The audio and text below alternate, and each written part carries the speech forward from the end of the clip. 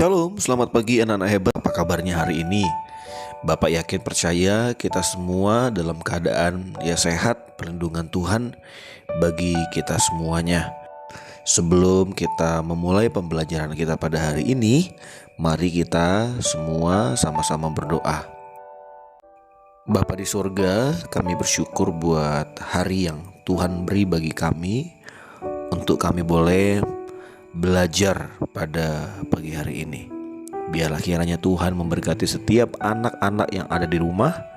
Biarlah kiranya Tuhan memberikan semangat belajar, dan kami semuanya boleh diberkati melalui pembelajaran agama Kristen pada pagi hari ini. Terpuji namamu, kami bersyukur. Kami sudah berdoa dalam nama Tuhan Yesus. Haleluya, amin. Oke adik-adik, kita semangat ya memuji nama Tuhan. Yo. Puji dan pujian Tuhan Yesus kita. Yo. Yeay. Semuanya nyanyi buat Tuhan ya. Keluarkan suaranya ya. Ya harus makin bertambah, ku harus makin berkurang. Nama Yesus saja disembah, ku di tempat paling belakang. Nilai Yesus ditinggikan, dan salibnya diberitakan. Pasti dia menarik semua orang datang kepadanya sekarang. Bila Yesus ditinggikan, dan salibnya diberitakan. Pasti dia menarik semua orang datang kepadanya sekarang. Yo, tepuk tangan semuanya yuk. Kita puji Tuhan.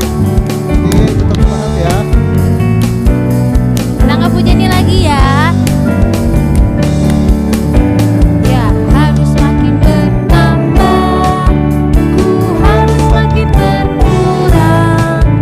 Nama Yesus saja disembah, ku di tempat paling belakang.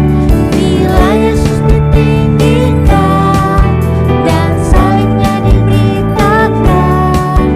Pasti dia menarik semua orang datang kepadanya sekarang. Bila Yesus ditinggikan, dan salibnya diberitakan.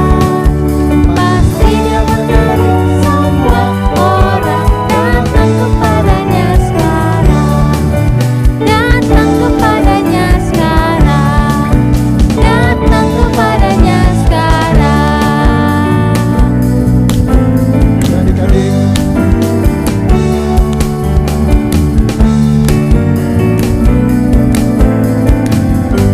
Beri kemuliaan buat Tuhan kita, Oke. Tuhan Yesus.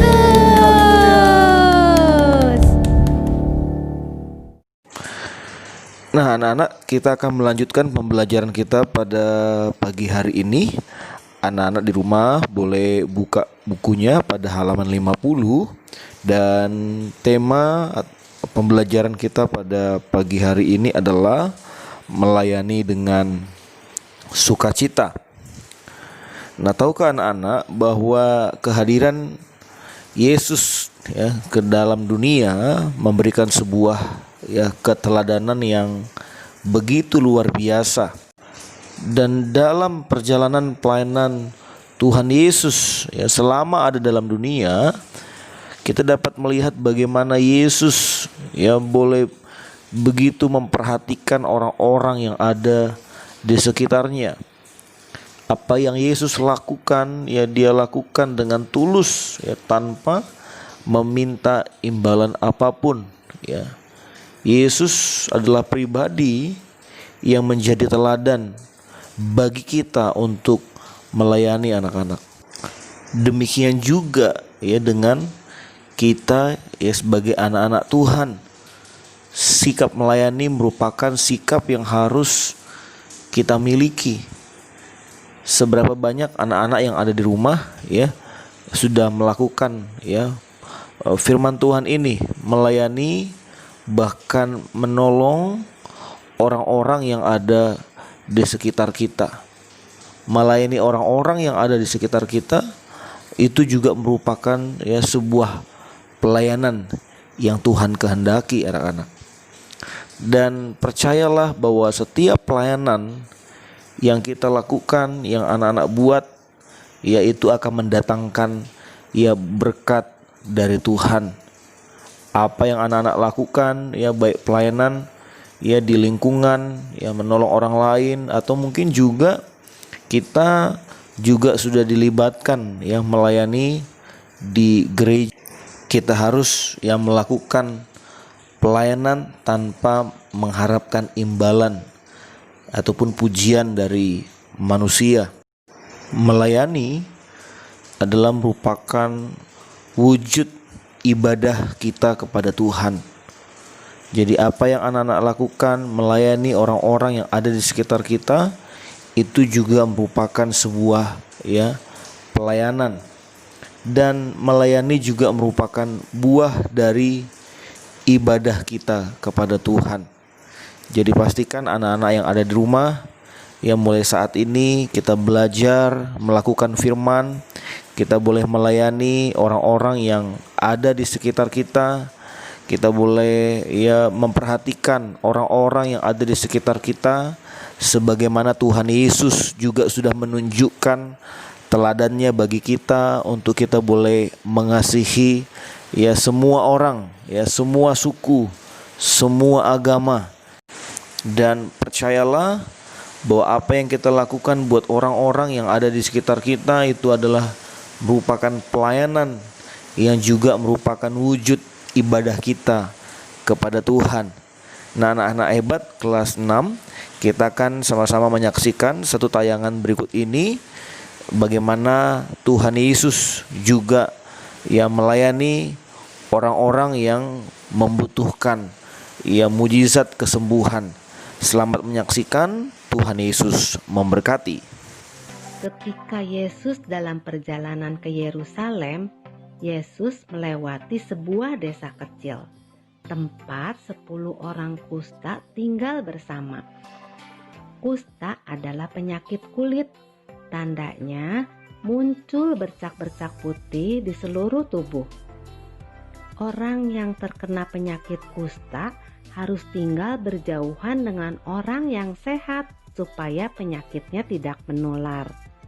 Dan ketika orang sehat melewati mereka, orang kusta harus berteriak, "Najis, najis," supaya orang sehat berhati-hati tidak berdekatan dengan mereka. Waktu itu penyakit kusta belum ada obatnya. Sungguh kasihan ya anak-anak. Ketika Yesus melewati mereka, 10 orang kusta ini sangat senang. Mereka telah mendengar tentang Yesus dan berharap Yesus dapat menolong mereka. Mereka tidak berani mendekati Yesus, tapi mereka berteriak, "Yesus, Guru, kasihanilah kami. Yesus, Guru, kasihanilah kami." Yesus memandang orang-orang itu dan melihat penderitaan mereka.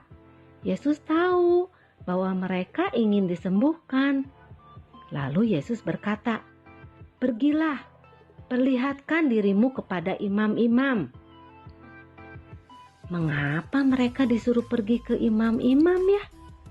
Karena dulu imam itu seperti dokter yang dapat memberitahukan seseorang terkena penyakit kusta atau sudah sembuh dari penyakit kusta. Nah, 10 orang kusta ini taat dan mereka melakukan apa yang Yesus katakan. Mereka semua percaya kepada Yesus. Dan ketika mereka pergi, tiba-tiba di tengah perjalanan, hore, mereka semua sembuh. Bercak-bercak putihnya semua hilang. Yesus telah menyembuhkan mereka. 9 orang yang telah sembuh itu cepat-cepat pulang ke rumah mereka. Hanya ada 1 yang berbalik dan pergi menemui Yesus. 1 orang ini langsung berlutut di hadapan Yesus. Dia memuji, Dia tahu bahwa hanya Yesus saja yang dapat menyembuhkannya. Hatinya penuh ucapan syukur atas apa yang dia terima hari itu. Kemudian Yesus berkata kepadanya, "Berdirilah dan pergilah, imanmu telah menyelamatkan engkau." Anak-anak juga udah punya iman kan kepada Yesus? Percaya kan Yesus satu-satunya penolong dalam hidup kita? Kita harus selalu ingat untuk berterima kasih kepada Yesus.